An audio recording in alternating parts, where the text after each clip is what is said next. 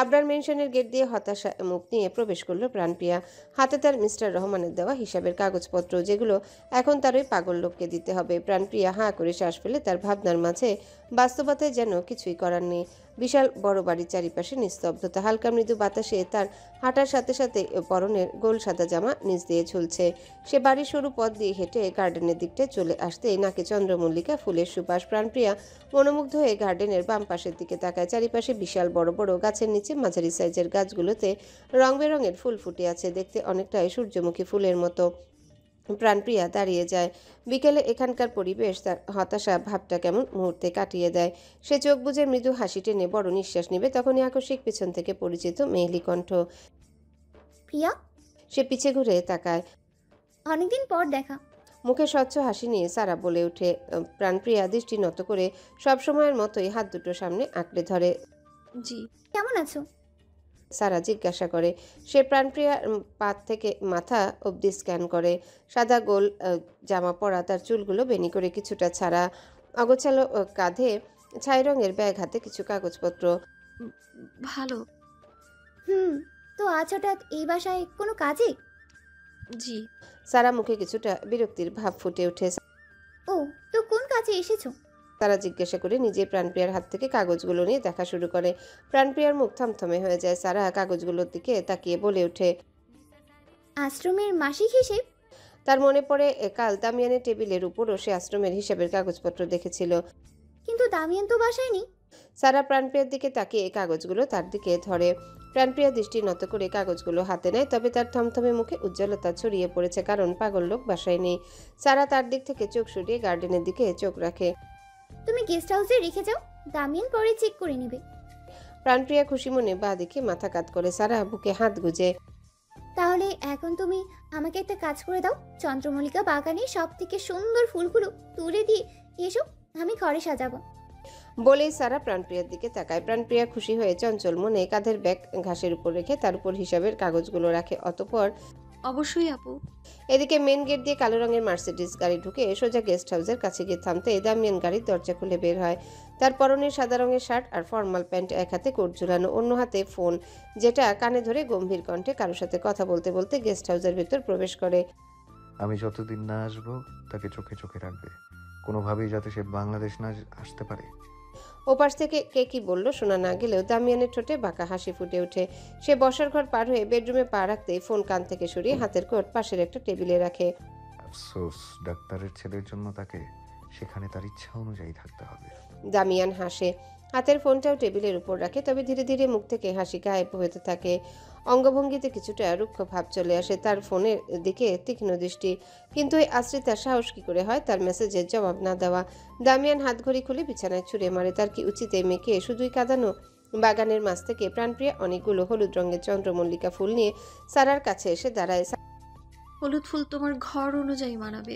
সারা ঠোঁটে মৃদু হাসি নিয়ে তার হাত থেকে ফুলগুলো নেয়, তবে সব না। তোমার পছন্দ আমার ভালো লাগে। প্রাণপ্রিয়া তার হাতের দিকে তাকায়। আজ আমি চলে যাব, তাই যাওয়ার আগে দামিয়ানকে কিছু ফুল দিতে চাই। এটা আমার তার প্রতি ভালোবাসা।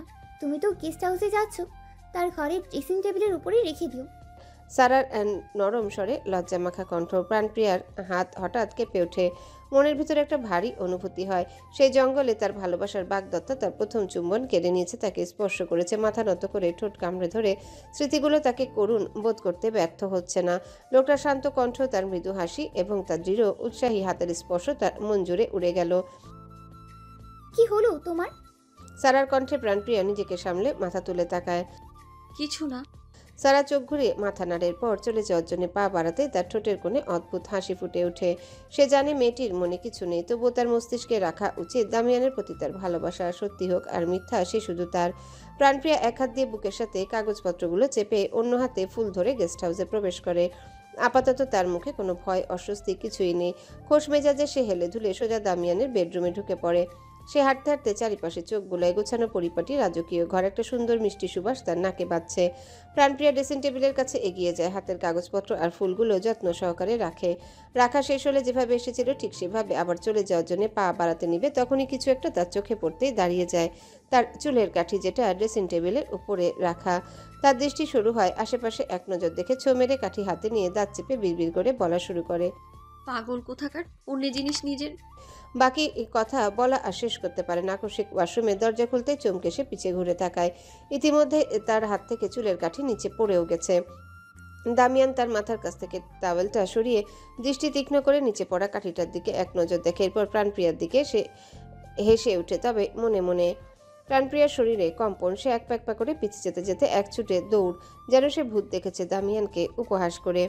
এটা বেশ মজার ছিল, এবং আরও মজার ছিল সে তার থেকে পালিয়ে যাওয়ার সাহস করছে। দামিয়ান বাঁকা হাসে, হাতের টাওয়ালটা ছুঁড়ে ফেলে সে তাকে তাড়া করা শুরু করে। প্রাণপ্রিয়া গেস্ট হাউস থেকে বের হয়ে জঙ্গলের পুলে লম্বা রাস্তায় দৌড়ে যাচ্ছে। সে পিছিয়ে ঘুরে থাকায় দামিয়ানের অগ্রগতি দীর্ঘতর হয়েছে এবং দ্রুততার সাথেই তাদের মধ্যে ব্যবধান সংকুচিত হচ্ছে। প্রাণপ্রিয়া ভয় পেয়ে দৌড়ানোর মাঝে হোঁচট খেয়ে পড়ে যেতে নেয়, তবে অবশেষে ধরা পড়ে দামিয়ানের কাছে। প্রাণপ্রিয়া তার বিরুদ্ধে লড়াই করা শুরু করে, ছাড়ুন আমায়, ছাড়ুন। কিন্তু দামিয়ান তাকে পুলের রেলিংয়ের দিকে হেলিয়ে তার এক হাত দিয়ে তার হাত পেছনের দিকে মুচড়ে ধরে, আর অন্য হাত দিয়ে আক্রমণাত্মকভাবে তার চুল আঁকড়ে ধরে জোরে জোরে রুক্ষ নিঃশ্বাস ফেলতে থাকে। প্রাণপ্রিয়া ব্যথায় আহ শব্দ করে চোখ বুজে নেয়। দামিয়ান হাসে।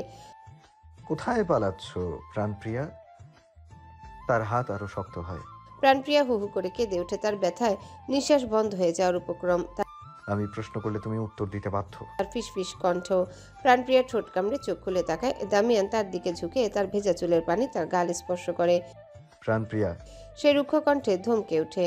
প্রাণপ্রিয়া কেঁপে দূরে যাওয়ার চেষ্টা করে, কিন্তু দামিয়ান তাকে এতটা শক্ত করে ধরেছে যে উল্টো তার বুকে দামিয়ানের শরীরের সাথে স্পর্শ করছে। প্রাণপ্রিয়ার ভয়ে, ব্যথায়, লজ্জায় চোখের জল অনবরত পড়া শুরু করে। কেন আপনি আমার সাথে এমন কেন করছেন? সে শরীর ঝাঁকিয়ে কম্পিত কণ্ঠে বলে ওঠে। দামিয়ান তার নিরর্থক প্রচেষ্টায় মুগ্ধ হয়ে তার বুকের সাথে তার বুক আরও চেপে ধরে। প্রাণপ্রিয়ার অসহায়তায় সে সন্তুষ্ট, তাদের অঙ্গে জড়িয়ে থাকা দেহের অবস্থা দেখে। তুমি চুরি করছিলে আবারও? না।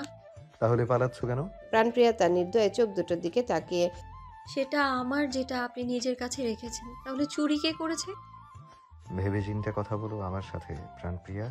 কেন? প্রাণপ্রিয়ার চোখ মুখ শরীরে ভয়ে কাঁপতে থাকলেও তার কণ্ঠে এখনো সাহস হয়ে যাচ্ছে। সেটা আমার। কিন্তু এখন আমার, কারণ আমার কাছে আমি তোমাকে জানিয়েছি তুমি আমার কাছ থেকে হাত পেতে চাইবে, কিন্তু এটা না করে তুমি চুরি করছো। তার ঠোঁটে হাসি ছড়িয়ে পড়ে, তাকে কাঁদানো আর অপমান সে অনেক দিন পর তৃপ্তি বোধ করছে। প্রাণপ্রিয়া চিৎকার করে বলে, কেন? আমি আপনার থেকে কেন চাইবো? কেন আপনি আমার জিনিসগুলো নিজের কাছে রেখে দিয়ে আবার আমাকে দিয়ে আপনার কাছে থেকে ভিক্ষা করেন? কেন? অশ্রুসিক্ত নয়নে প্রাণপ্রিয়া বলে উঠে। চুলের মুঠি ধরে রাখা দামিয়ানের হাত আরো শক্ত হয়। সে ক্রুর হাসির পর প্রাণপ্রিয়ার কানের কাছে গিয়ে ফিসফিস করে বলে, একদিন তোমার জীবনটাও আমি নিয়ে নেব, এরপর তুমি আমার কাছে নিজের জীবনও ভিক্ষা চাইবে। প্রাণপ্রিয়ার স্তব্ধ দৃষ্টি, তার চোখ বেয়ে অশ্রু গড়িয়ে পড়ছে। দামিয়ান তার চোখের দিকে তাকিয়ে পশ্চিম আকাশে ঢলে পড়া সূর্যের লাল আভা প্রাণপ্রিয়ার চোখে মুখে পড়ে। অশ্রুগুলো মুক্তার মতো জলজল করছে, তার ঠোঁট দুটো কাঁপছে, কপালের চুলগুলো বাতাসে এলোমেলো হয়ে গেছে। দামিয়ান কিছুটা নরম হয়, তার মুচড়ে ধরা হাত ছেড়ে ধীরে ধীরে তার নরম গালে স্পর্শ করে এবং চোখে চোখ রেখে ঠোঁটের দিকে এগুতে এগুতে মৃদু ধীর কণ্ঠে ফিসফিস করে বলে, তোমার সুন্দর চেহারাতে সাহস মানায় না লিটল বার্ড। প্রাণপ্রিয়ার ভেতরে মুহূর্তে কেঁপে ওঠে। দামিয়ান তার চুল ছেড়ে ঘাড়ে হাত রেখে ঠোঁটে ঠোঁট হালকাভাবে স্পর্শ করতে তৎক্ষণাৎ প্রাণপ্রিয়া এক ধাক্কায় তাকে সরিয়ে নিজেও ছিটকে দূরে সরে যায়। বাজে পাগল লোক। তার ক্রোধ মিশ্রিত উচ্চকণ্ঠ। দামিয়ান দু কদম পিছনে চলে যায়। সে চোখ বন্ধ করে দাঁত চেপে হাত মুষ্টিবদ্ধ করে রুক্ষ নিঃশ্বাস ফেলে। প্রাণপ্রিয়া তাচ্ছিল্য হেসে বলে, 2 দিন ভদ্রলোকের মতো ব্যবহার করলে কেউ ভদ্রলোক হয়ে যায় না? বাজে অশ্লীল লোক। কেন বারবার আমায় স্পর্শ করেন? ঘৃণা করি আমি, বলেছি না? প্রাণপ্রিয়া রাগে ঠোঁট ঘষা শুরু করে ঘন ঘন নিঃশ্বাস নিতে থাকে। দামিয়ান চোখ খুলে তার দিকে তাকায়। সে জানে কিভাবে সময় মতো নিজেকে সংযত রাখতে হয়, তাই ঠোঁটে হাসি টেনে শীতল কণ্ঠে বলে, আশা করি তোমার পরবর্তী দিনগুলো খুব ভালো যাবে। দামিয়ানের ঠোঁটে হাসি প্রসারিত হয়। আর কোনো কথা না বাড়িয়ে গেস্ট হাউসে ফিরে যাওয়ার জন্য ঘুরে দাঁড়ায়। But I like your body smile. আবারও তার ধীর কণ্ঠ। এরপর সে চলে যায়। প্রাণপ্রিয়া ঠোঁটে হাত রাখা অবস্থায় কপাল গুটিয়ে তার যাওয়ার দিকে তাকিয়ে লোকটার কথায় যেন তার ভেতর শিহরণ খেলে গেল। এক অদ্ভুত অনুভূতি তার অপমান আর স্পর্শ ঢেকে দিচ্ছে, আর আশ্চর্যজনকভাবে হৃদস্পন্দন বেড়ে যাচ্ছে। প্রাণপ্রিয়া বুকে হাত দিয়ে দামিয়ানকে দেখে লম্বা চড়া সুদর্শন সুঠামদের পুরুষটির ব্যবহার রুক্ষ, কিন্তু তার বলা কথা তাকে আজকাল কেন এভাবে প্রভাবিত করছে। অবশ্যই তার উচিত এই অনুভূতি কেউ ঘৃণা করা। অন্যদিকে আহনাফ গেস্ট হাউসের খোলা জায়গায়, যেখান থেকে ঝিল আর পুলিশ স্পষ্টভাবে দেখা যায়, সেখানে সে মূর্তির ন্যায় দাঁড়িয়ে আছে। সে আপাতত চোখকে বিশ্বাস করতে পারছে না। পুলে দাঁড়ানো দুজন মানবীর মধ্যে হওয়া ঘটনা শুরু থেকে শেষ পর্যন্ত দৃশ্য, যেখানে তার ভাই আশ্রিতা মেয়েটিকে আপত্তিকর স্পর্শের সাথে চুম্বন করতে চাইছিল। আহনাফের মস্তিষ্ক এবার এক এক করে সব স্পষ্ট হতে থাকে। সাদা রঙের ড্রেস, গিফট, ঘাড়ে কামড়ের দাগ, আর ডক্টর ইসরাফিল খানের ছেলেকে হঠাৎ রাশিয়ে পাঠিয়ে দেওয়ার কারণ কি? ওই অশ্রিতা মেয়ের সাথে তোমার সম্পর্ক কি ব্রো? গেস্ট হাউসে দামিয়ান প্রবেশ করতে আহনাফের প্রশ্নের সম্মুখীন। আহনাফ ঝিলের দিক থেকে চোখ সরিয়ে পেছনে দামিয়ানের দিকে দৃষ্টি ফেলে। দামিয়ান হাঁটা মাঝে দাঁড়িয়ে গেছে, তবে চোখ মুখ একদম শান্ত এবং স্বাভাবিক।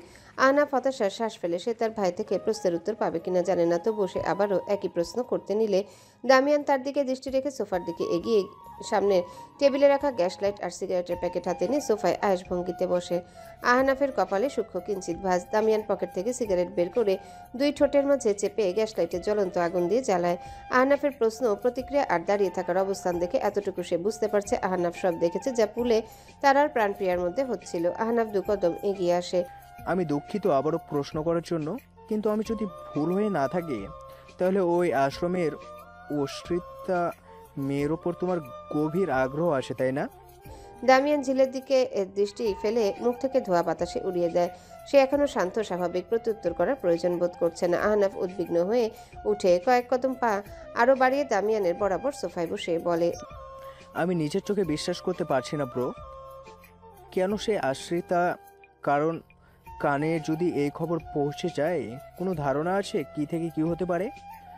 আর সারাকে কি মানাবে? অলরেডি তোমরা এঙ্গেজড। দামিয়ান ফিচেল হেসে আহনাফের দিকে তাকায়। আমার লাইফে আমি মানি, এটাই কি যথেষ্ট নয়? তোমার ফিয়ন্সে আছে ব্রো। আমি অস্বীকার করছি না। তাহলে কিভাবে ওই মেয়ের প্রতি তোমার আগ্রহ জাগতে পারে? আহনাফের এখনো অবিশ্বাস্য কণ্ঠ। দামিয়ান ফের সিগারেট ঠোঁটে চেপে ধরে এরপর কিছুটা ভারী স্বরে শুধায়, বাগানের সবচেয়ে সুন্দর গোলাপের উপর অধিকার শুধু তার মালিকের হয়, আর আমি ওই আশ্রিতার মালিক। তার উপর অধিকার আমার হওয়ার উচিত। আহনাফ কপাল কুঁচকে ফেলে। তুমি কি কোনোভাবে সারা আর ওই মেয়েকে একসাথে রাখতে চাইছো? দামিয়ান তার দিক থেকে দৃষ্টি সরিয়ে নেয়। আহনাফ জিভ দিয়ে ঠোঁট ভিজিয়ে মাথা নাড়িয়ে সোফায় হেলান দিয়ে বসে। কোনো মেয়ে এটা মেনে নিতে পারবে না ব্রো, কারণ এটা রাশিয়া না। দামিয়ান বসা থেকে উঠে ধীর পায়ে ঝিলের কাছে এগিয়ে যেতে যেতে বলে, যদি মেনে নিতে না পারে, তাহলে তাকে আমার জীবন থেকে আউট করতে এক মুহূর্তের জন্য ভাববো না। আহনাফ স্তব্ধ হয়ে তার দিকে তাকায়। দামিয়ান ঠোঁটে বাঁকা হাসি ঝুলিয়ে মনোযোগ দিয়ে জঙ্গলের দিকে দৃষ্টি স্থির করে। তবে সে যদি মেনে থেকে যেতে চায়, আমার কোনো সমস্যা নেই। সমাজে আমি তাকে দেখাবো তার অবস্থানের কোনো পরিবর্তন হবে না। আর এই যে মেয়ে, ওই মেয়েকে কি তুমি ভালোবাসো? আহনাফ জিজ্ঞাসা করে। দামিয়ান ভ্রুযুগল কুঁচকে তাচ্ছিল্য কণ্ঠে বলে, এসব নরম অনুভূতি আমার জন্য না। আমি শুধু তাকে পেতে চাই, কারণ সে আমার। তার কাছ থেকে আমার অনেক কিছু পাওয়ার আছে। দামিয়ান বিশ্রী একটা হাসি দিয়ে হাতে সিগারেট ঝিলে ফেলে দেয়। আহনাফ বিস্মিত দৃষ্টিতে ভাইয়ের দিকে তাকিয়ে আছে। তার ভাইকে সে অনেক কাছ থেকে চেনে, কিন্তু তার এই রূপ ছিল নতুন। কিভাবে তার সারা থাকা সত্ত্বেও এই এতিম মেয়ের উপর নজর পড়ল? হ্যাঁ, এটা ঠিক, মেয়েটা এই পূর্বাঞ্চলের সব থেকে সুন্দর আর আকর্ষণীয় মেয়েদের মধ্যে একজন। তবে তার প্রতি করুণা আর দরদ ছাড়া কিছুই নেই। কিন্তু তার ভাই মেয়েটির কাছ থেকে অনেক কিছু পেতে চায়। আহনাফ ঠোঁট কামড়ে ধরে। দামিয়ান ইঙ্গিতে কি বুঝিয়েছে সেটা স্পষ্ট। তাহলে দুজনের মধ্যে সম্পর্ক সমাজের চোখে কি হতে পারে? আজ দ্বিতীয়বারের মতো ডেলিভারির কাছ থেকে প্রাণপ্রিয়া পার্সেল নিল, তবে পার্সেলে কি আছে তার জানা নেই। সে কোনো কিছু অর্ডারও করেনি, কিন্তু নাম অ্যাড্রেস তার লেখা। কি অদ্ভুত! এর মানে ভুলেও আসেনি তার এই পার্সেল। প্রাণপ্রিয়া মাঝারি সাইজের থেকেও ছোট লম্বা বক্সটার দিকে তাকিয়ে হাঁ করে শ্বাস ফেলে। এরপর আশ্রমের মেন গেট থেকে সোজা হেঁটে নিজের ঘরে এসে বিছানায় বসে। তার কৌতূহল দৃষ্টি বক্সটার মধ্যে। ধীরে ধীরে সে বক্সটা খোলা শুরু করে, কিন্তু খুলতেই যে বিশাল বড় একটা চমক পাবে কে জানতো। সাদা রঙের বক্সের ভেতরে তার কালো রঙের চুলের কাঠি, যেটা ছিল দামিয়ানের কাছে। প্রাণপ্রিয়া চোখ দুটো পিটপিট করে কাঠিটা নিজের হাতে নেয়। এরপর ঘুরিয়ে ঘুরিয়ে দেখা শুরু করে। কাঠিতে কিছুটা পরিবর্তন আছে। আগে কালো রঙের কারুকাজ করা ছিল, এখন নিচের দিক দিয়ে পাথর লাগানো, যেটা বাহির থেকে আসা সকালের মিষ্টি রোদ্রে চকচক করছে। প্রাণপ্রিয়ার সাথে সাথে কপালে ভাঁজ ফেলে দ্রুত আবার কাঠিটা বক্সে ঢুকে ঠোঁট কামড়ে ধরে। কে পাঠিয়েছে সে ভালো করে বুঝতে পারছে। তার মুখে রুক্ষ ভেসে ওঠে। পেয়েছেটা কি ওই লোক? সমস্যা কি তার? তাকে অপমান অপদস্থ করার পরও কি মন ভরে না? প্রাণপ্রিয়া বিরক্ত ভঙ্গিতে বক্সটা ড্রেসিং টেবিলের উপর ছুঁড়ে মারে। নিম্ন শ্রেণীর হতে পারে কিন্তু আত্মসম্মান বোধ আছে, চায় না তারে খোপার কাঠি। প্রাণপ্রিয়া বসা থেকে উঠে দাঁড়ায়, মেজাজটাই বিগড়ে গেল। যাই হোক, সে নিচে যাওয়ার জন্য পা বাড়ায়। দিনটা আজ বৃহস্পতিবার, স্কুল ছুটি। আর দ্রুত ছুটির কারণে সকাল 11টায় আজ সে বাসায়। সে নিচে নেমে এসে সোজা রান্নাঘরে সেলিনাকে সাহায্য করতে চলে আসে। রান্নাঘরে সেলিনা কাটাকুটি করছেন। তিনি প্রাণপ্রিয়াকে আসতে দেখে চুলোর তরকারিতে নাড়া দিতে বলেন। প্রাণপ্রিয়া সেলিনার সামনে মুখের বিরক্তি আর বিগড়ে যাওয়া মেজাজ ঠোঁটের হাসি দিয়ে ঢেকে তরকারি নাড়া শুরু করে। আজকের দিনটা অনেকটাই মেঘলা মেঘলা, শীতল ভাব, তাই চুলোর পাট থেকে গরমে কোনো ছিটে ফোটা নেই। সেলিনা তরকারি কাটার মাঝে হঠাৎ প্রাণপ্রিয়া জিজ্ঞাসা করেন, ভার্সিটি ভর্তি পরীক্ষার জন্য ফর্ম ফিল আপ করবে না? করব। তা কবে? সময় তো শেষ হয়ে যাবে। কিছুদিনের মধ্যেই করব, সময় আরো 15 দিন আছে। একা যাবে? প্রাণপ্রিয়া মুখে হাসি টেনে ফের মাথা নাড়ায়। সেলিনার মাথা তুলে তাকায়, হাত থেমে গেছে তার। এতক্ষণ কাটাকুটির দিকে মনোযোগ দিয়ে প্রশ্ন করছিলেন, কিন্তু এবার ইভান থাকলে হয়তো তোমার একা যাওয়া হতো না। পাগল ছেলে কোনো না কোনো বাহানা নিজের সাথে তোমাকে নিয়ে যেত। খুব ছেলেটা ভালো ছিল, ছোট থেকে দেখছি, কিন্তু কি থেকে কি হয়ে গেল। প্রাণপ্রিয়া হঠাৎ সেলিনা আন্টির মুখ থেকে ইভানের কথা শুনে আস্তে আস্তে এর ঠোঁটটি টেনে রাখা হাসিটা সরে যায়। সেলিনা গভীর দীর্ঘশ্বাস ফেলে আবার তরকারি কাটতে কাটতে বলেন, নতুন করে আশেপাশে মানুষ বা সমাজে নিয়ে বলার মতো কিছুই নেই। তবে যা হয়েছে ভালোই হয়েছে। আমাদের মতো মানুষদের কিছু করার কিছু বলার নেই। প্রাণপ্রিয়া হ্যাঁ সূচক এর মাথা থেকে নাড়ায়। ভালো দূরে থাকা বা দূরে চলে যাওয়া, সম্মান হারিয়ে যাওয়া, ভয় থেকে যাওয়ার ভয় প্রাণপ্রিয়া তো সেলিনার দিকে আমাদেরও ঘুরে আছে। তাকায়। প্রাণপ্রিয়া চুপ। তার এসব কথা আর ভালো লাগে না আর কত, তাই চুপ থাকাটাই শ্রেয় ভেবে খুন্তি নাড়াতে থাকে। তবে আকস্মিক বাহিরে আশ্রমের সবগুলো ছেলে মেয়ে হৈ হৈ করে জঙ্গলের দিকে ছুটা শুরু করে। প্রাণপ্রিয়া সেলিনা আকস্মিকতায় চমকে একে অপরের দিকে এক নজরে দেখে। কি হয়েছে জানার জন্য দ্রুত চুলা বন্ধ করে বাহিরে গিয়ে দেখে একজনও নেই। সেলিনা চিন্তায় পড়ে যায়। মিস্টার রহমানও আশ্রমে নেই। হঠাৎ কি হলো ছেলে মেয়েদের? প্রাণপ্রিয়া সেলিনার হাত ধরে বলে, চলুন আমরাও জঙ্গলের দিকে গিয়ে দেখি। ঝিলের ধারে যেসব আম গাছগুলো কেটে বসার সুন্দর জায়গা তৈরি করার কথা ছিল, আজ থেকে কাজ শুরু হবে। তাই মিস্টার হাবিব আবরার লোকদের সাথে কথা বলছেন। তার পাশে দামিয়ানও দাঁড়ানো। প্রাণপ্রিয়া সেলিনা হন্তদন্ত এসে এই জায়গায় এত মানুষ দেখে কিছুটা অবাক হয়। তখনই আশ্রমের একজন কিশোরী দুজনকে দেখে খুব খুশি মনে প্রাণপ্রিয়ার কাছে এসে বলে। প্রাণপ্রিয়ার চোখ দুটো পিটপিট করে। আশ্রমের বাকি বাচ্চারাও তাদের দুজনকে দেখে এগিয়ে আসতে সেলিনা কড়া কণ্ঠে সবাইকে বকা শুরু করে। কতটা দুশ্চিন্তায় পড়ে গিয়েছিল তারা। প্রাণপ্রিয়া এক নজর সবাইকে দেখে এরপর সামনের আম গাছগুলো দেখে তার ঠোঁটের কোণে কিঞ্চিৎ হাসি ফুটে ওঠে, কিন্তু মুহূর্তেই আবার সেটা গায়েব যখন চোখে পড়ে তার আম গাছগুলোর একপাশে ফর্মাল প্যান্টের সাথে হালকা আকাশি রঙের শার্ট, হাতের দিকে কিছুটা ফোল্ড করে রাখা একজন সুদর্শন পুরুষ, যার গাম্ভীর্যতার ওপর আকর্ষিত হওয়ার জন্য যথেষ্ট ছিল। প্রাণপ্রিয়া ধীরে ধীরে চোখের পলক ফেলে। আজ হঠাৎ প্রথম সে দামিয়ানকে খুঁটিয়ে দেখা শুরু করে। লোকটা নিষ্ঠুর নির্দয় হলেও মারাত্মক সুদর্শন। তার হাইট, ফিটনেস, রং দেখতেও অনেকটা বিদেশিদের মতো, শুধু কালো চুল আর চোখের মণি। ওয়েট চোখের মণি। দামিয়ান তার দিকে তাকিয়ে প্রাণপ্রিয়া থতমত খেয়ে যায়। দ্রুত সে চোখ ঘুরিয়ে অন্যদিকে তাকায়। লোকটা দেখছিল আমিও তার দিকে তাকিয়ে আছি। মনে নিজেকে গালি দিয়ে ওঠে প্রাণপ্রিয়া। ছিছি, শেষমেশ বাজে পাগল লোককে দেখছিলাম এভাবে। সেলিনা সবাইকে ধমকে আশ্রমের দিকে যাওয়া শুরু করেছে। প্রাণপ্রিয়া কানের পিছনে চুল গুজে অদ্ভুত লাগছে। তার এখনো কি চেয়ে আছে? কৌতূহল মন আবারও আর চোখে দেখে দামিয়ানের ঠোঁটে এবার বাঁকা হাসি। এখনও সে তাকিয়ে আছে। প্রাণপ্রিয়া ঘাড়ে হাত রেখে দৃষ্টি নত করে। নিজেও সবার সাথে আশ্রমে ফিরে যাওয়ার জন্য পা বাড়ায়। তবে সে বিড়বিড় করে ওঠে, পাগল লোক কোথাকার। এদিকে দামিয়ান ঘাড় কাত করে প্রাণপ্রিয়ার পিছনের উপর থেকে নিচ পর্যন্ত দেখে মনে মনে কিছু একটা ভেবে রহস্যময় হেসে লোকদের সাথে পুনরায় কথা বলায় ব্যস্ত হয়ে ওঠে। সময়ের সাথে বেলা গড়িয়ে চারিদিকে গভীর অন্ধকার ছেয়ে গেছে। সূর্য ডুবছে অনেকক্ষণ ধরে। শীতল মৃদু হাওয়ায় বেগ আগের থেকে বেড়ে গেছে। এর মধ্যে বিকাল থেকে কারেন্ট নেই। আশ্রমের লাইটগুলোর চার্জও শেষ, তাই জায়গায় জায়গায় মোম জ্বালিয়ে রেখেছে। প্রাণপ্রিয়া নিজের ঘরে জানালার কাছে দাঁড়ানো। মোমের টিমটিম আলোয় জানালা দিয়ে আসা বাতাসে মনে হচ্ছে এখনই নিভে যাবে। সে আকাশের দিকে তাকিয়ে গভীর শ্বাস ফেলে। তার পরনে প্লাজো লং টি শার্ট, সাথে গায়ে পাতলা ওড়না জড়িয়ে রেখেছে। ছেড়ে রাখা ঢেউ খেলানো চুলগুলো বাতাসে মনের আনন্দে কেমন উঠছে। প্রাণপ্রিয়া আবারও গভীর শ্বাস ফেলে। তার কেন মনে আনন্দ নেই, কেন হঠাৎ মনটা খুঁতখুত করছে, তা নিজেই নিজেকে প্রশ্ন করে এইভাবে কিছুক্ষণ দাঁড়িয়ে থাকে।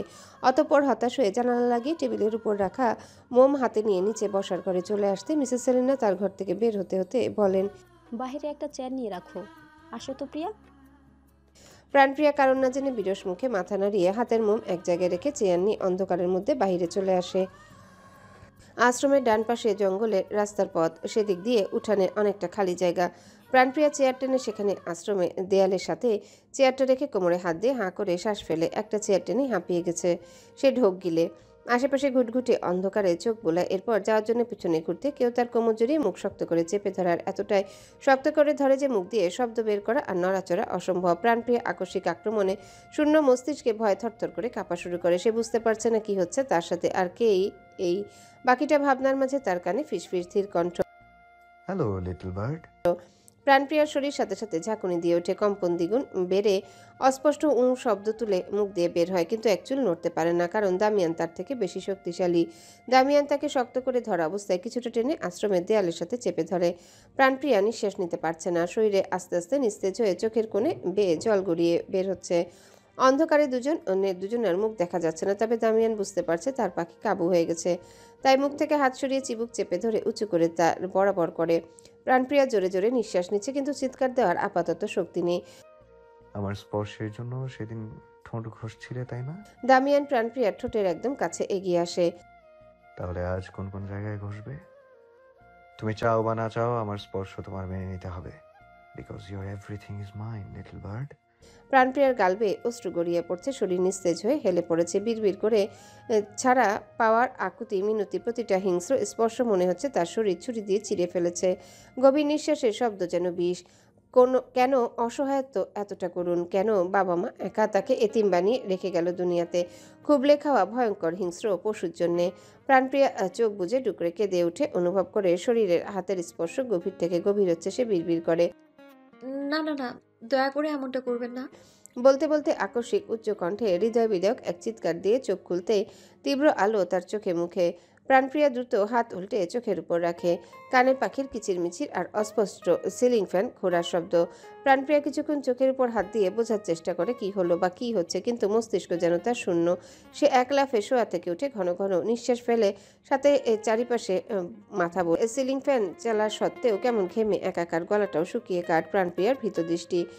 ঘর তার ঘর, কিন্তু এখানে সে জানালার দিকে তাকায়। নীল রঙের পর্দা হাওয়ায় দুলছে, বাহিরে তীব্র সূর্যের কিরণ। সে কপাল গুটিয়ে বাহির থেকে দৃষ্টি সরিয়ে নিজেকে এক নজর দেখে অস্থির মনে চোখ বুজে হাত দিয়ে মুখ আর কপাল ঘষা শুরু করে। তার কি এখন বিশ্বাস করতে হবে এতক্ষণ স্বপ্ন দেখছিল? সঙ্গে সঙ্গে তার ভেতরটা কেমন ভারী হয়ে মুখ ভেঙে কান্না চলে আসলেও গিলে ফেলে সে।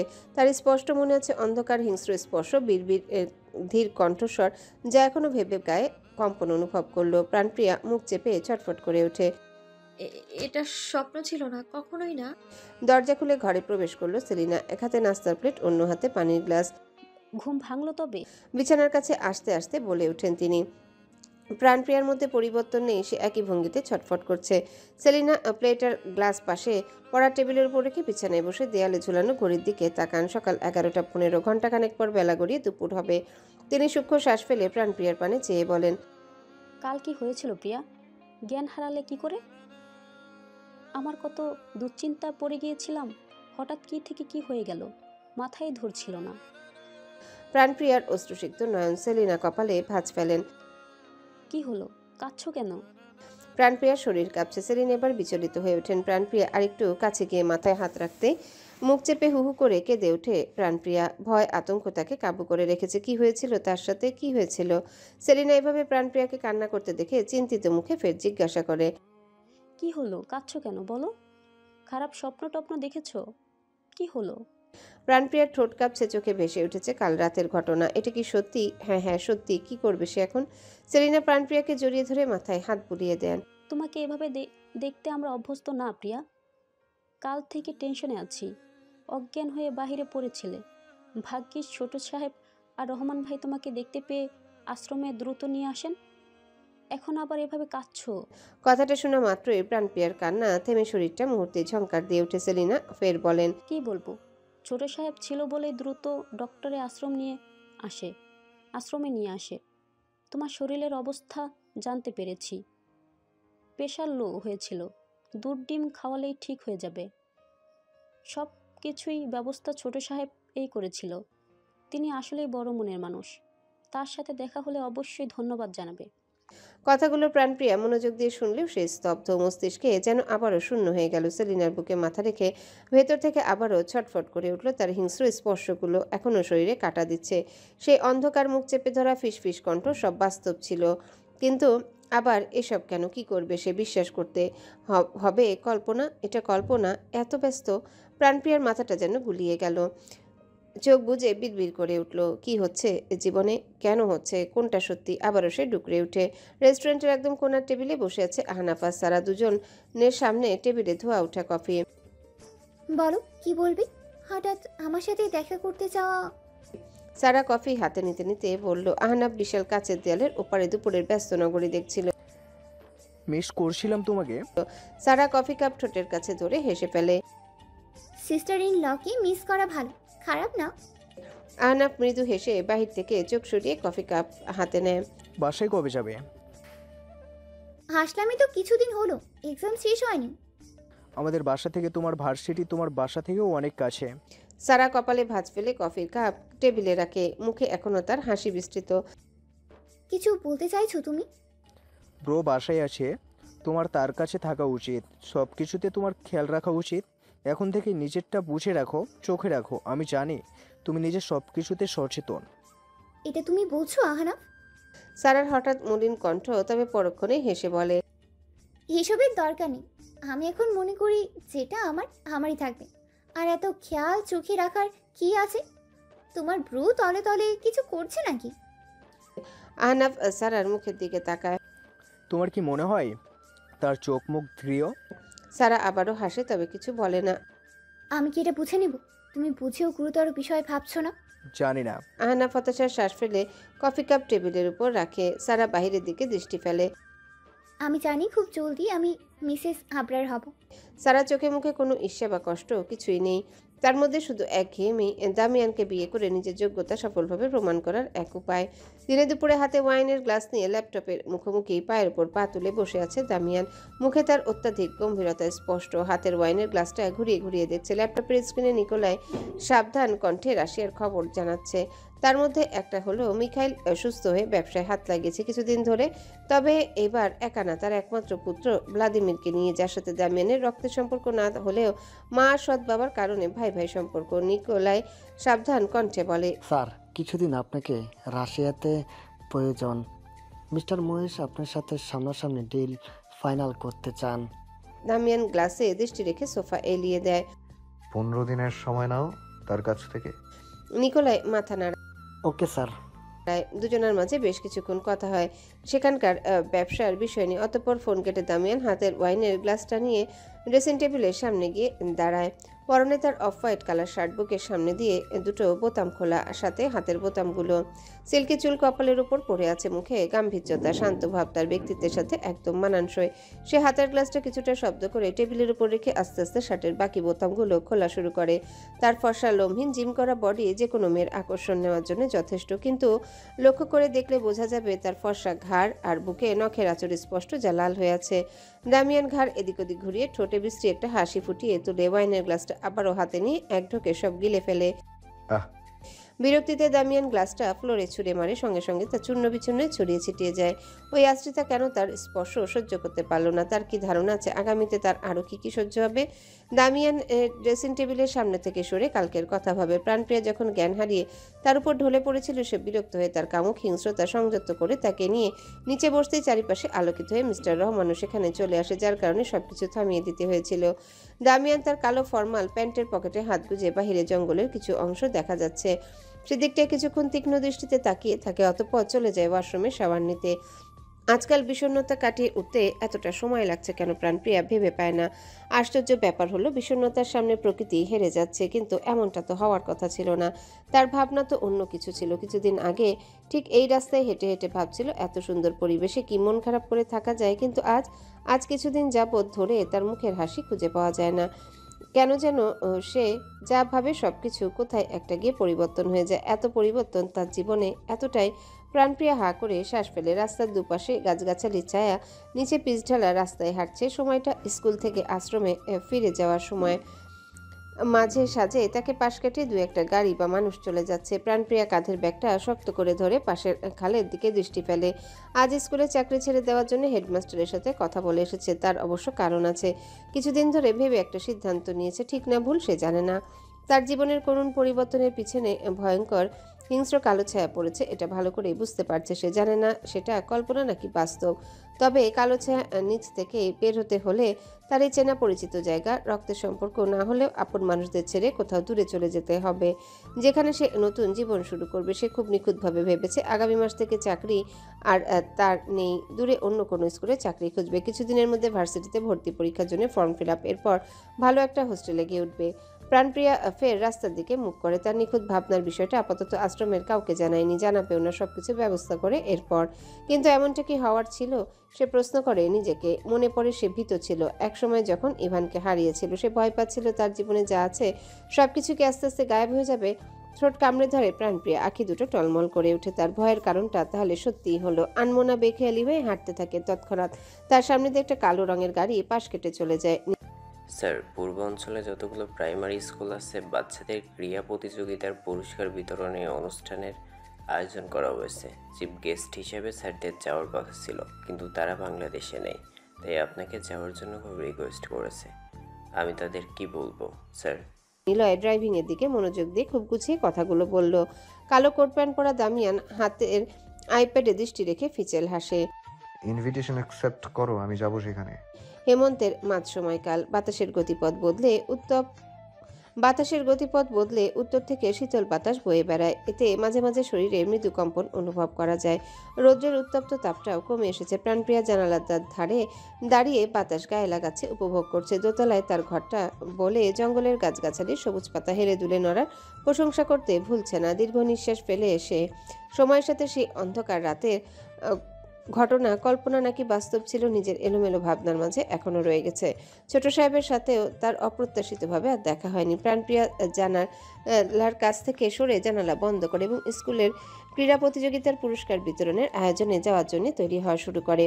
আজ স্কুলের পাশে বড় মাঠে অনুষ্ঠানের আয়োজন করা হবে। সেখানে আশেপাশে যত স্কুলের শিক্ষক শিক্ষার্থীরা আছে সবাই উপস্থিত থাকবে, তার মধ্যে সেও একজন। শিক্ষক হিসেবে হেডমাস্টার তাকে সেখানকার ডিসিপ্লিন ইনচার্জের দায়িত্ব দিয়েছেন, তাই ভালোভাবে পরিপাটি হয়েও যেতে হবে।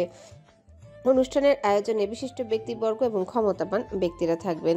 এর জন্য হেডমাস্টার তাকে বয়সের তুলনায় একটু বড়দের মতো সাজগোজ আর পোশাকের দিক দিয়ে লক্ষ্য রাখতে হবে বলেছেন। তাই প্রাণপ্রিয়া গাঢ় নীল আর হলুদের মধ্যে শাড়ি পরেছে। সে ভ্রুকুটি করে আয়নার দিকে তাকিয়ে চুল বিনুনি করতে করতে বিড়বিড় করে, আমাকে কি দেখতে এতটাই ছোট মনে হয়? প্রাণপ্রিয়া চুল বিনুনি শেষ করে সব সময়ের মতোই দুই হাত দিয়ে চুল খোপা বাঁধার জন্য পেঁচাতে শুরু করে। তোমাকে খোলা চুলে মানায়। আকস্মিক মনে মস্তিষ্কে পরিচিত পুরুষের বলা কথা ভাবনায় চলে আসতে প্রাণপ্রিয়ার হাত থেকে ঝরঝর করে তার চুলগুলো খুলে পিঠে স্তূপ হয়ে যায়। সে থমকে যায়, নিজের ভাবনায় অবিশ্বাসের মতো আয়নার দিকে চেয়ে থাকে। যার প্রতি তার তীব্র ঘৃণা, যার জন্য সবকিছু ছেড়ে চলে যেতে হবে, অপমান কাঁদানোর সাথে আপত্তিকর স্পর্শ করে সে তার ভাবনায় আসে। প্রাণপ্রিয়ার মুহূর্তে শরীরটা ছেড়ে দেয়, সঙ্গে সঙ্গে টেবিলের কোণে আঁকড়ে ধরে ফেলে। সে কিভাবে তার ভাবনায় ওই লোকের কথা আসতে পারে? কিভাবে? ঘৃণা করি তাকে। তার প্রতি লোক দেখানোর সম্মানও এখন থেকে আসবে না। সেখানে তার ভাবনায় তার করা প্রশংসা মনে পড়ে। এটা অপমানিত হওয়ার থেকে কি জঘন্য নয়? ছি! আশ্রমের একজন কিশোরীর সাথে সেলিনা ঘরে প্রবেশ করেন। প্রাণপ্রিয়া তার ভাবনায় আয়নাতে তাদের দেখে কোনো মতে চোখ এদিক ওদিক ঘুরিয়ে নিজেকে স্বাভাবিক করে সোজা হয়ে দাঁড়ায়। কিশোরী মেয়েটি তাকে দেখে বিস্ময়ের সাথে বলে ওঠে। প্রাণপ্রিয়ার ঠোঁটে মৃদু হাসি নিয়ে চুল আবারও চিরুনি করে খোলায় রেখে অস্থির হয়ে বিছানার কাছে গিয়ে বসে জুতো পরা শুরু করে। সেলিনা তাকে দেখে মৃদু হেসে বলেন, আজ তো অনুষ্ঠান, তোমাকে সবাই দেখবে। একটা শিক্ষক প্রেমিক জুটে গেল কি ভালো হবে না? প্রাণপ্রিয়া চোখ বড় বড় করে সেলিনার দিকে তাকায়। সেলিনা হাসছেন, পাশে কিশোরী মেয়েটাও মুখে হাত দিয়ে মিটমিট করে হাসছে। কি এভাবে ডাকছো কেন? বিয়ে শাদী কি করবে না? মনের মানুষ না পেলে বিয়ে করবে কিভাবে? প্রাণপ্রিয়ার গাল লাল হয়ে ওঠে, ভেতরে অবিশ্বাস্য লজ্জা মিশ্রিত হয়ে অদ্ভুত এক অনুভূতি হচ্ছে তার। তাই সেলিনার কথা উপেক্ষা করে দ্রুত জুতো পরে বসা থেকে উঠে সাইড ব্যাগটা কাঁধে ঝুলিয়ে আমতা আমতা করে বিদায় জানায়। অতঃপর দ্রুত পায়ে ঘর থেকে বের হয়ে যায়। সেলিনা তার যাওয়ার দিকে তাকিয়ে হাসি মিশ্রিত উচ্চকণ্ঠে সাবধানে যাওয়ার কথা বলে দুদিকে মাথা নাড়ান। গার্ডেনে সবুজ ঘাসের উপর সাজানো বেতের সোফায় হাবিবার হুমায়ুন বাদে বাড়ির সবাই বসা। বড় বড় গাছের নিচে ছায়াময় শীতল পরিবেশ। আহানা পুরো একটা সোফায় গায়ে লিয়ে শুয়ে মুখের উপর ফোন ধরে আছে। পাশের সোফায় রাইমা বরাবর দামিয়ান আর সারা পরীক্ষা শেষ হতেই চলে এসেছে। তবে এটা কি খুবই অদ্ভুত না? বিয়ের আগে হবু শ্বশুরবাড়িতে আসা যাওয়া থাকা। যাই হোক, আহনাফ মোবাইলের দিকে চোখ রেখে পা নাড়াতে নাড়াতে বলে, বড় বাবা 2 মাসের জন্য চায়নাতে গেল, কিন্তু সময়ের আগেই ফিরে আসছে। শরীর সুস্থ থাকার আগে কি ব্যবসা বাণিজ্য নাকি? পাশ থেকে রাইমা হাঁ করে শ্বাস ফেলে। তার এই ব্যাপারে কিছু বলার নেই। ভাইজান ভালো যা বুঝে তাই করেন। আহনাফ মুখ থেকে মোবাইলটা সরায়। বাবাও দেশে নাই, কি যে ব্যবসা বাণিজ্য, এইসব ভালো লাগে না। আমি কখনো এইসব আলতু ফালতু ব্যবসা মধ্যে নেই। বাপ চাচার গ্রোথ সম্পদ রেখে যাচ্ছে, তা তো বসে বসে খাবো। সারা হেসে তার দিকে কুশন ছুঁড়ে মারে। চুপ থাকো, কি বলছো এসব? যোগ্যতা প্রমাণ করা জীবনের একটা লক্ষ্য। আর জীবনে যদি কোনো লক্ষ্য না থাকে, দুনিয়াতে থাকা না থাকা একই। আর হন্যি সম্পদের উপর ডিপেন্ড করে থাকা নিজেকে মূল্যহীন করে তোলে।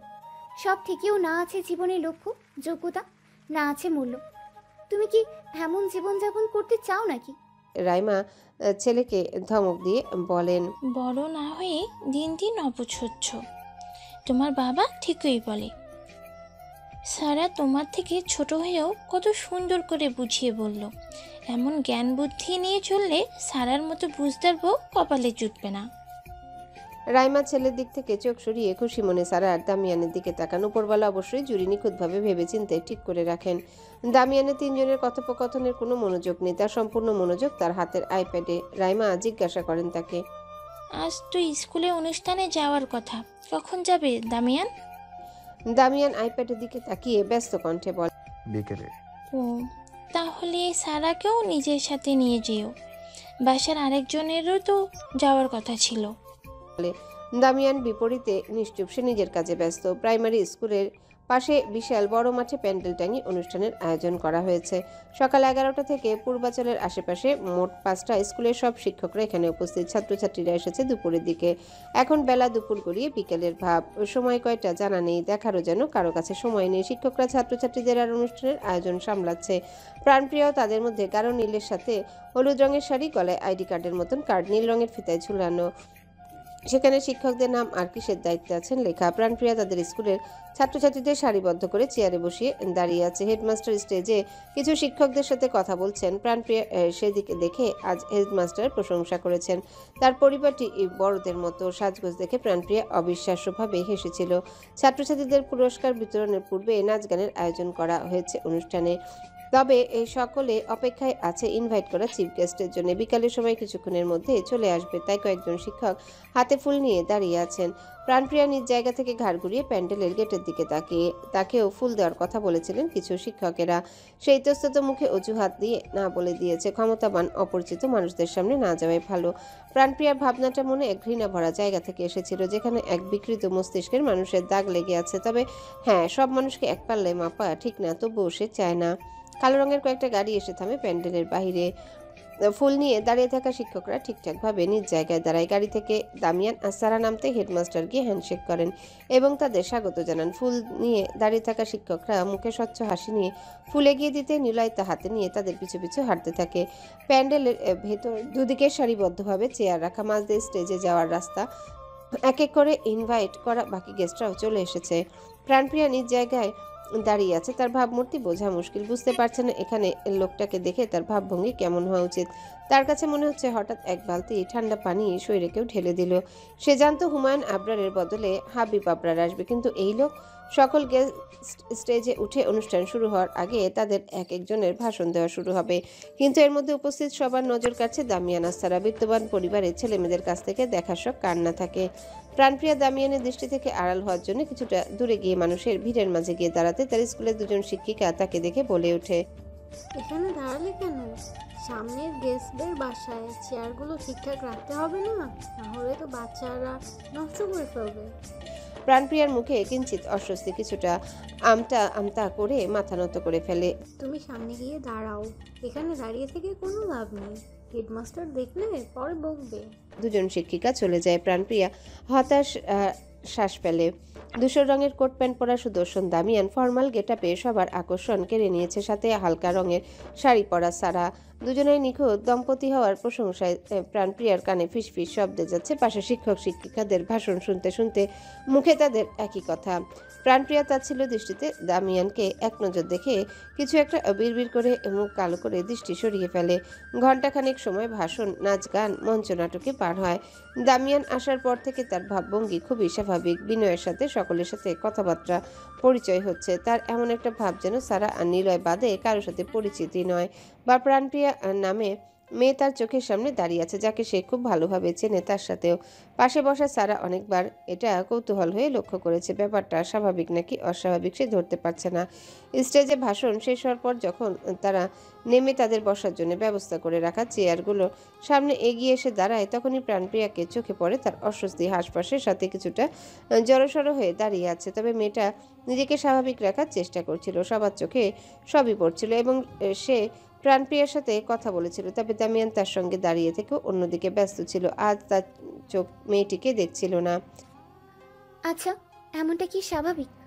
নিজেই নিজেকে প্রশ্ন করে সারা। অতঃপর ফের মনে মনে বলে ওঠে, এসব অপ্রয়োজনীয় ভাবনা তার মধ্যে আসে কিভাবে? এমনটা তো হওয়ারই ছিল একদিন, খানিক সময়ের আকর্ষণ। সারার ঠোঁট প্রসারিত করে, আজ আছে তো কাল নেই, বা কোনো দিনই নেই। ব্যবস্থা করতে কতক্ষণ? স্টেজে বাচ্চাদের এক এক করে সবার পুরস্কার দেওয়া হচ্ছে। প্যান্ডেলের ভিতরে তীব্র আলোয় চারিপাশ আলোকিত হলেও বাইরে অন্ধকার নেমে গেছে অনেকক্ষণ আগে। বাচ্চাদের পরিবারের লোকেরা এসে শিক্ষকদের সাথে দেখা করে তাদের নিয়ে যাচ্ছে। প্রাণপ্রিয়ার বাকি শিক্ষকরা অনুষ্ঠানের সমাপ্তি কিছুক্ষণের মধ্যে হবে বলে তারাও বাচ্চাদের দ্রুতই বাসায় পাঠানোর ব্যবস্থা করছে। দামিয়ান সারার কাছে গিয়ে নিলয়কে তাকে বাড়িতে দিয়ে আসার আদেশ দেয়। সারা কারণ জানতে চাইলে দামিয়ান ব্যস্ত কণ্ঠে হেডমাস্টারের সাথে গুরুত্বপূর্ণ কথা আছে বলে চলে যায়। দায়িত্ব পালন করা শেষ হলে এবার বাড়ি ফেরার পালা। প্রাণপ্রিয়া গলার আইডি কার্ডটা একজন শিক্ষকের কাছে জমা দিয়ে তার প্রয়োজনীয় ব্যাগপত্র নেওয়ার জন্য মাঠের পাশে স্কুলের দিকে হাঁটা ধরে। বাকি শিক্ষকরাও ব্যস্ত পায়ে মাঠ পার হয়ে স্কুলের দিকে যাচ্ছে। কেউ কেউ আবার মাঠ থেকে চলে যাচ্ছে বাসার উদ্দেশ্যে। প্রাণপ্রিয়ার পায়ের গতি ধীর, ক্লান্ত শরীর, তার মধ্যে হালকা উঁচু জুতো পরার কারণে পায়ে ঠোসা পড়ে গেছে। সেই শাড়ি হালকা উঁচু করে হাঁটার মাঝে নিজের পায়ের দিকে তাকায়। অন্ধকার টিমটিমে আলোয় কিছু বোঝা যাচ্ছে না। সে দীর্ঘশ্বাস ফেলে। হালকা ঠান্ডা বাতাস তার গা ছুঁয়ে দিচ্ছে। থেমে পায়ের জুতা দুটো খুলে হাতে নেয়, এরপর আবার হাঁটা শুরু করে। আমি ক্লান্ত। সে হেলতে দুলতে বলে ওঠে, কেমন করে দিন কেটে গেল আজ একটু বেশি ব্যস্ততার মধ্যে। স্কুলের গেট দিয়ে ঢুকতে দেখে প্রাণপ্রিয়া ভেতরে কয়েকটা ক্লাসে আলো জ্বলছে, তার মধ্যে একটা টিচার্স রুমে, যেখানে তার ব্যাগ। সে হাতের জুতাটা পায়ে পড়ে এগিয়ে যায়। টেবিলের উপর ধোয়া ওঠা চায়ের কাপ রাখা। দামিয়ান হাতের ফোনের দিকে চেয়ে বসে আছে। হেডমাস্টার তাদের সাথে বসা আরও কয়েকজন স্কুলের স্পন্সারদের সাথে কথা বলতে বলতে বাহিরে গেছেন। প্রাণপ্রিয়ার সাথে হেডমাস্টারের দেখা হয়েছে, তবে তিনি কথায় এতটাই ব্যস্ত ছিলেন যে তাকে খেয়াল করেনি। প্রাণপ্রিয়া জুতোর ঠকঠক শব্দে টিচার্স রুমে প্রবেশ করে দামিয়ান চোখ তুলে তাকায়। মুহূর্তে দুজনের চোখাচোখি, সঙ্গে সঙ্গে বরফের মতো জমে যায়। প্রাণপ্রিয়া অনুষ্ঠানের সারাটা সময় অপরিচিত ভাব ছিল দুজনের মধ্যে। এতে প্রাণপ্রিয়া স্বস্তির শ্বাস ফেলেছিল, কিন্তু এখানে দামিয়ান কপালে হালকা ভাঁজ ফেলে ফের মনোযোগ দেয় হাতের ফোনের দিকে। ভাবটা এমন সে বিরক্ত হলো। প্রাণপ্রিয়ার চারিপাশ আতঙ্ক ঘিরে ধরেছে। একটা ভয় ভেতরে খোঁচাচ্ছে, যদিও কল্পনা নাকি বাস্তব এখনো এলোমেলো। সে শুকনো ঢোক গিলে নিজের মতো ব্যাগ নেওয়ার জন্য ভেতরে ঢুকে।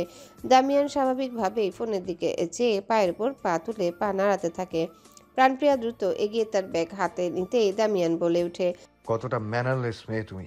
তার কণ্ঠে প্রাণপ্রিয়ার হাতটা কেঁপে ওঠে। তুমি জানো আমি তোমার প্রতি কতটা বিরক্ত। দামিয়ান কথাটা বলতে বলতে ভীত প্রাণপ্রিয়ার দিকে দৃষ্টি ফেলে। প্রাণপ্রিয়া শক্ত করে তার ব্যাগ ধরে দৃষ্টি নত করে। দামিয়ান শব্দ করে বসা থেকে উঠে কয়েক কদমে গিয়ে টেবিলের সাথে হেলান দিয়ে বুকে হাত গুজে দাঁড়ায়। প্রাণপ্রিয়া মনে মনে সাহস যোগায়। সামনে দাঁড়ানো লোকটি কালো ছায়া, যেটা তার জীবনে আস্তে আস্তে গ্রাস করে নিচ্ছে। ঠিক আছে, আমি চলে যাচ্ছি। বিরক্ত করার জন্য দুঃখিত। কিন্তু শক্ত মুখে প্রাণপ্রিয়া চলে যাওয়ার জন্য পা বাড়াতে নিলে দামিয়ান শান্ত কণ্ঠে বলে ওঠে, আর এক পা বাড়ালে সেদিন রাতে যা হয়নি আজ ঠিকই হবে। কথাটা শোনা মাত্রই প্রাণপ্রিয়ার ভেতরটা জ্বলে শরীর ঝংকার দিয়ে ওঠে। চোখে মুখে ক্রোধ নিয়ে তার দিকে তাকায়। আপনাদের আশ্রমে থাকি বলে যা খুশি তা বলতে আর করতে পারেন না? দামিয়ান হাসে, ভাবভঙ্গিতে কোনো গাম্ভীর্যতা নেই। তার আমি সব পারি, তোমার ক্ষেত্রে আমি সব পারবো। ধীর গলার স্বর। প্রাণপ্রিয়া হাত মুষ্টিবদ্ধ করে। আমি অবশ্যই এমন কেউ না। কেন আপনি আমার আমার মতো মেয়ের সাথে এমন করেন? তোমার মতো মেয়ে বলেই তো করি। তার ঠোঁটের কোণে হাসি উপহাস করে অপমানিত করলো। প্রাণপ্রিয়ার ঠোঁট কামড়ে ধরে, এতটা শক্ত করে ধরে যেন এখনই ঠোঁট কেটে রক্তাক্ত করবে। দামিয়ান কিঞ্চিত হাসে। তোমার প্রতি কেন বিরক্ত তুমি জানতে চাও না? না। দামিয়ানের চোখ সরু হয়ে ওঠে তার মুখের উপর। না। তোমার ভয় লাগে না আমাকে? প্রাণপ্রিয়া ভিতরে চুপসে গেলেও মুখে স্পষ্ট ক্রোধ। দামিয়ান সোজা হয়ে ধীরে ধীরে পা বাড়াতে বাড়াতে বলে, এটা সত্যি আজকাল তোমার সব প্রতিক্রিয়া আমার ভালো লাগে। এই যে এখন সাহস দেখাচ্ছ, আমি পছন্দ করি না, তবুও তোমার প্রতি আমি ইমপ্রেসড। তারপর পা থেমে যায়। প্রাণপ্রিয়ার পা থেকে মাথা অবধি দেখে সে আজকের অনুষ্ঠানে কারো নজরে না পড়লেও প্রাণপ্রিয়াকে দেখার সুযোগ তার হাতছাড়া হয়নি। তোমার খোলা চুল, তোমার শরীরের সুবাস এবং তুমি পুরোটাই আমার পছন্দ। আমি ধৈর্যহারা হয়ে যাচ্ছি প্রাণপ্রিয়া, আমার যে তোমাকে চাই। তার ফিসফিস ধীর কণ্ঠ, দৃষ্টি স্থির প্রাণপ্রিয়ার চোখের দিকে। পাগল নাকি? কম্পিত উচ্চস্বরে প্রাণপ্রিয়া বলে উঠল। লোকটির পাগলের প্রলাপ শরীরে শিরশির ধরে গেছে। আমি আগে থেকে জানতাম আপনার মাথায় যে সমস্যা আছে, এজন্য মুখ দিয়ে যা আসে তাই বলে ফেলেন। লজ্জা করে না বাগদত্ত থাকতে আরেকটা মেয়েকে এসব বলতে? দামিয়ান নির্লজ্জের মতো মাথা দুলিয়ে হাসে। তার ব্যক্তিত্বের সাথে যায় না, তো বসে নিজের মতো আবারও বলে, আমি আমার ধৈর্যহারার প্রতি বিরক্ত। সময় সুযোগকে আমার পায়ের কাছে নিয়ে আসে, কিন্তু তোমার ক্ষেত্রে আলাদা হচ্ছে। সেই রাতের পর আমি কয়েকদিন ভেবেছি তোমাকে আমার চাই, অতি জলদি যেভাবেই হোক। তোমাকে জানানোর প্রয়োজন মনে হলো, মাথায় রাখবে। প্রাণপ্রিয়া কয়েক কদম পিছের দিকে চলে যায়। অবিশ্বাসের মতো হাসি উজ্জ্বল মুখে স্বাভাবিক ভঙ্গিতে দাঁড়িয়ে থাকা দামিয়ানকে দেখে। লোকটি এমন কথা এত সহজে তার সামনে তাকে কিভাবে বলছে? সে চাইবে আর পেয়ে যাবে তাকে কি মনে করে, কিভাবে? দামিয়ান পকেটে হাত গুজে তার দিকে পা বাড়াতে ভেতরটা কেঁপে ওঠে প্রাণপ্রিয়া। সে দাঁতে দাঁত চেপে হিস করে বলে ওঠে, আপনার মতো জঘন্য মানুষের প্রতি ঘৃণা আমার। আপনাদের আশ্রমে থাকি বলে যা বলবেন তাই হবে নাকি? আমি আজও বলবো আপনি আমার মালিক নন। আপনি আমায় কিনে নেননি। আপনি বলবেন আর আমি আপনার হয়ে যাব। কে আপনি? আপনার মতো মানুষের চিন্তা ভাবনার উপরও ঘৃণা হয় আমার। ছি।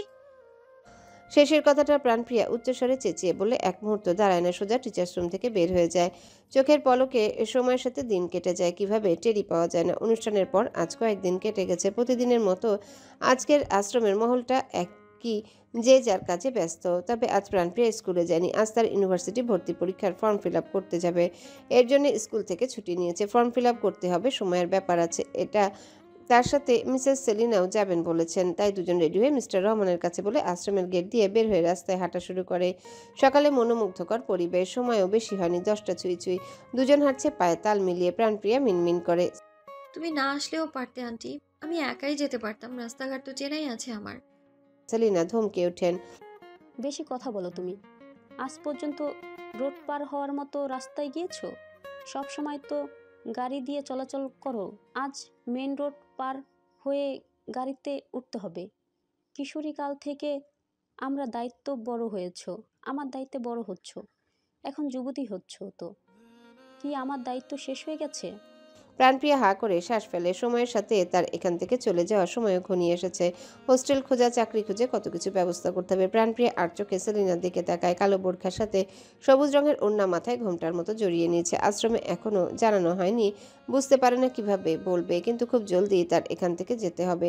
সে চোখ সরিয়ে নেয় অনুষ্ঠানের রাতে দামিয়ানের বলা পাগল প্রলাপগুলো মনে করে, যা ধীরে ধীরে তার মনে ভয়ের স্তূপ তৈরি করছে। তবে আবার এতটা গুরুত্বভাবেও নিচ্ছে না। স্যার, প্রাণপ্রিয়া ম্যাম স্কুলে চাকরি ছেড়ে দিয়েছে। সে খুব শীঘ্রই আশ্রম থেকে চলে যাবেন। নত করে নিলয় কথাগুলো বলল। দামিয়ান ফ্যাক্টরির কাগজপত্রগুলোতে চোখ বুলিয়ে সিগনেচার করছিল, কিন্তু কথাটা শুনে হাতা থেমে গেল। নিলয় সাবধান কণ্ঠে ফের বলে, কোথায় যাচ্ছেন তা এখনো জানা যায়নি, তবে খুবই শীঘ্র। বাকি কথাগুলো বলার আগে নিলয় খেয়াল করে ফ্যাক্টরির কাগজের উপর কালো রঙের কালি দিয়ে ভরে গেছে গুরুত্বপূর্ণ সাদা কাগজের লেখাগুলো কালো রং দিয়ে নষ্ট। নিলয় ঢোক গেলে দামিয়ান কলমের নিব ভেঙে ফেলেছে, তবে তার চোখে মুখ শান্ত ও ঠোঁটের কোণে ফিচেল হাসি। এর জন্য বুঝি কথা এত দাঁড় ছিল সে রাতে? মানে? আমিয়ান শব্দ করে হেসে হাতের কলমটা ফ্লোরে ছুঁড়ে মারে। মেন রোডের রাস্তার কাছে দাঁড়িয়ে আছে প্রাণপ্রিয়া আর সেলিনা। তাদের সাথে আরো অনেকজন মানুষ, যারা ব্যস্ত রাস্তায় একটু খালি পথ খুঁজে রাস্তা পার হওয়ার জন্য অপেক্ষায় আছে। বড় বড় গাড়ি শো শো করে একের পর এক নিজের গতিতে যাচ্ছে। কতটা বিপজ্জনক রাস্তা! একটা ফুটওভার ব্রিজ থাকলে কতটা সহজ হয়ে যেত।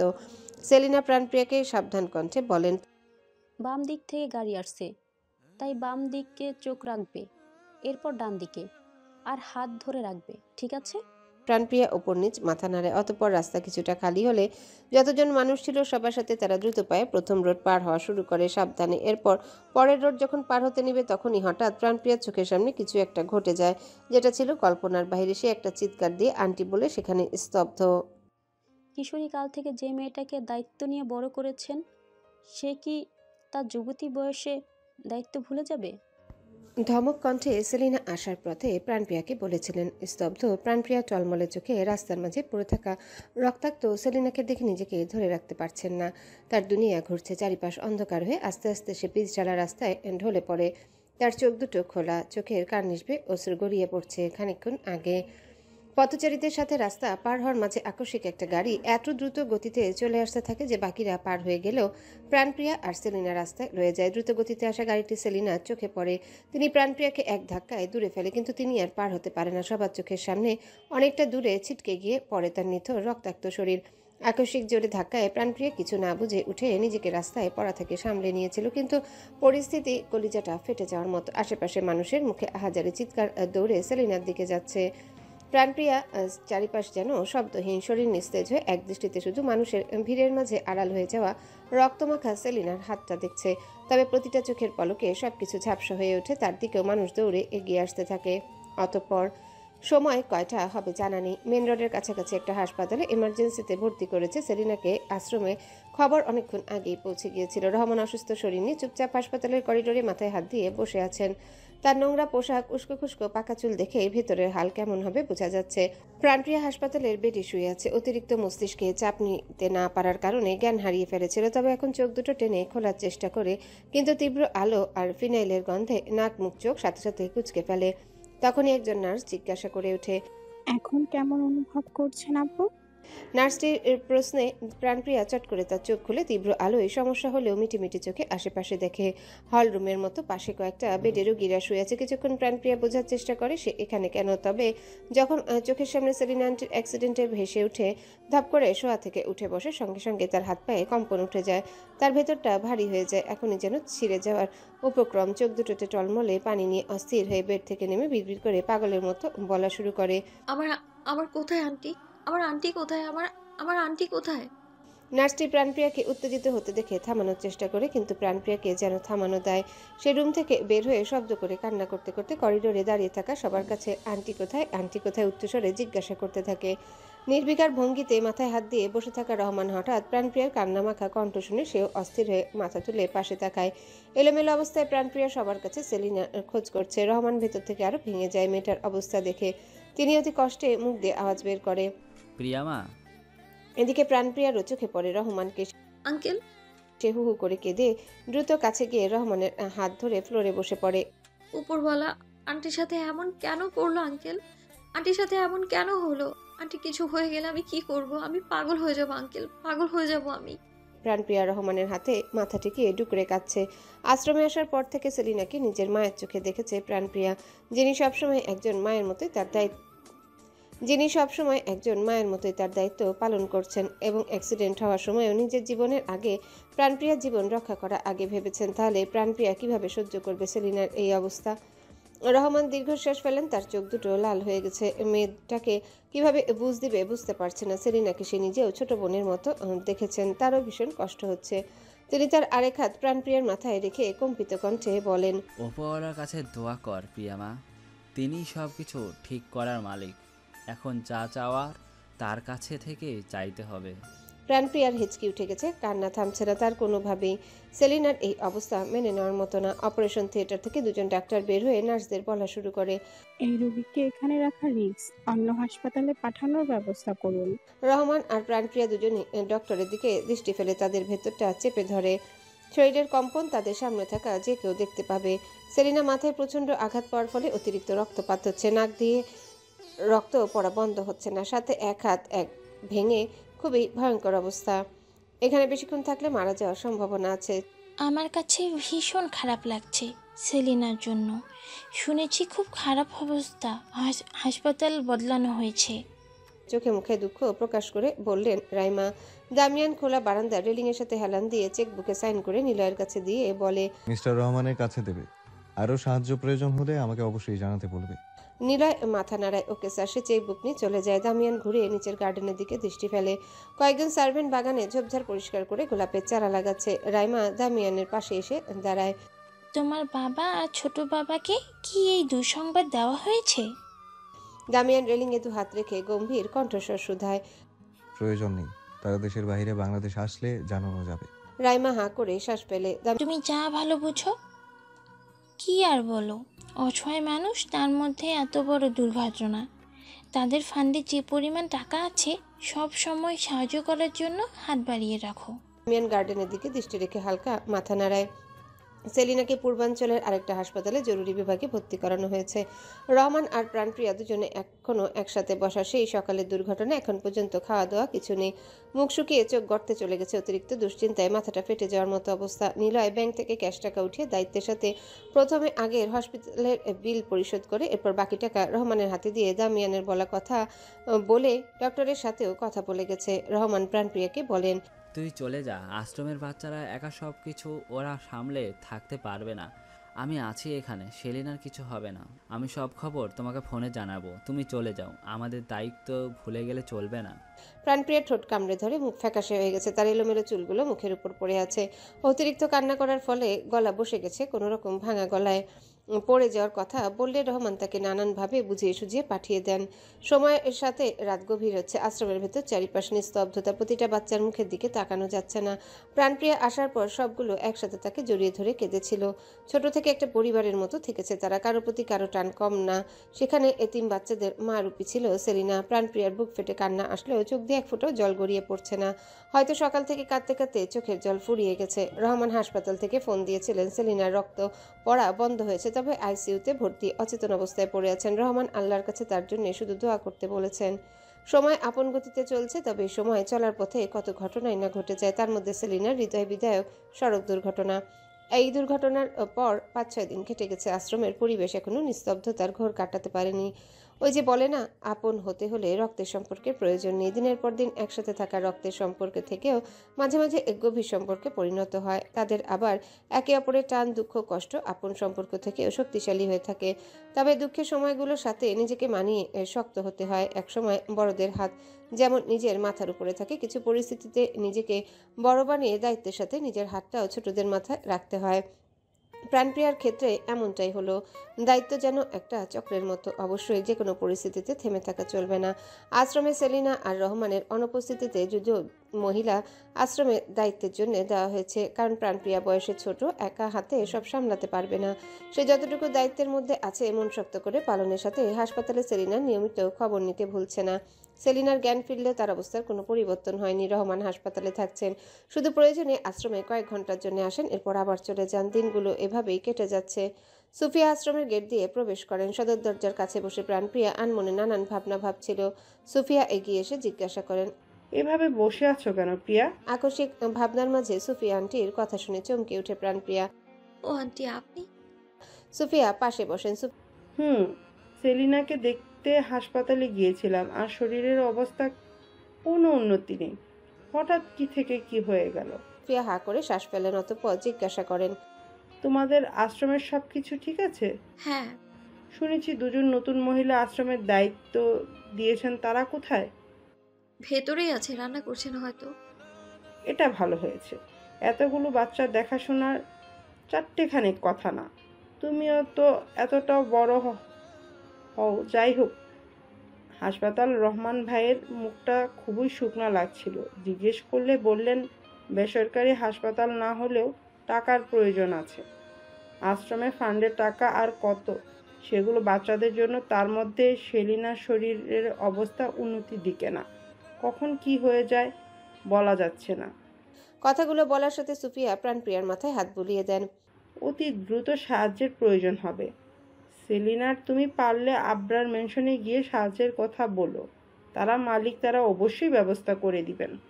প্রাণপ্রিয়া মনোযোগ দিয়ে কথাগুলো শুনে তার চোখ দুটো টলমল করছে। মানুষ কতটা অভাগী হলে অসহায় আর এতিম হয়। আচ্ছা, উপরওয়ালা এমন কেন দিল না? অসহায়দের দুর্ঘটনা, অসুখ বিসুখ কিছু হয় না। যাদের টাকা পয়সা খরচ করার মতো সামর্থ্য নেই, তাদের আবার এসব কিসের জন্যে? প্রাণপ্রিয়া ঠোঁট কামড়ে বুকের ভিতর কষ্টগুলো গিলে ফেলে। টলমল করা চোখের পানি আটকে মনে মনে ভাবে, এখন কিছু করার নেই। ওপরওয়ালা ভাগ্য এমনই দিয়েছেন, তাই সুফিয়ার কথা মতো সাহায্যের জন্য সে অবশ্যই যাবে। যে আন্টি দুর্ঘটনার স্থানে নিজে জীবন বাঁচানোর আগে তার জীবনের কথা চিন্তা করেছেন, তার জন্য সব করবে সে। মাগরিবের আজানের পরপরই চারিপাশে অন্ধকার ছেয়ে যায়। কিছুদিন পর শীতকাল বলে ঠান্ডা আগের থেকে বেড়েছে। প্রাণপ্রিয়া সাদা রঙের পাতলা একটা চাদর জড়িয়ে আশ্রমের সদর দরজা দিয়ে বের হয়। সে আজ সারাদিন ভেবেছিল আন্টির শরীরের অবস্থা উন্নতি না হলে অবনতি হতেও সময় নিবে, তাই সাহায্য চাওয়ার জন্য দেরি করাও ঠিক হবে না। সে জানে বড় সাহেব বা তার ভাই দেশে নেই, তার এমন একজন থেকে সাহায্য চাইতে হবে যে তাকে অস্বস্তি করেছে, তাকে আতঙ্কিত, অপমানিত এবং নিরলসভাবে উত্ত্যক্ত করেছে। তবুও সে বিশ্বাস করছে সে তাকে সাহায্য করবে, কারণ সাহায্য করার মতো ছোট সাহেব একজন ব্যক্তি ছিলেন। জঙ্গল পার হয়ে বাগানের দিকটায় চলে আসে। আবরার ম্যানশনের চারিপাশে আলোয় আলোকিত। প্রাণপ্রিয়ার নিঃশ্বাস নেওয়া দ্রুত হয়ে যায়। সে কিছুটা ছুটে চলার মতো গেস্ট হাউসের দিকটায় যেতেই দেখে গেস্ট হাউসে পুরো অন্ধকার, মানে কেউ নেই। সে কিছুটা অস্থির হয়ে ওঠে। ছোট সাহেব কি বাসায় নেই? তার মনে প্রশ্ন। কিছুক্ষণ সে দাঁড়িয়ে থাকে, অতঃপর ম্যানশনের দিকে হাঁটা ধরে। দরকারে এসেছে, কারো কাছে জিজ্ঞাসা করা উচিত হবে। ম্যানশনের সাদা ফকফকে টাইলসে সিঁড়ি বেয়ে ওঠে প্রাণপ্রিয়া। ভেতরে আলোয় ঝলমল করছে। একজন মহিলা সার্ভেন্ট প্রাণপ্রিয়াকে দেখে এগিয়ে এসে জিজ্ঞাসা করে ওঠে, হ্যালো বন্ধুরা, পরবর্তী পার্ট খুব তাড়াতাড়ি আসবে, তো সবাই অপেক্ষায় থাকো। আর চ্যানেলটি যারা এখনো সাবস্ক্রাইব করোনি, তারা পরবর্তী পার্ট দেখার জন্য চ্যানেলটি সাবস্ক্রাইব করে রেখো। ধন্যবাদ সবাইকে, আমাদের সাথেই থেকো।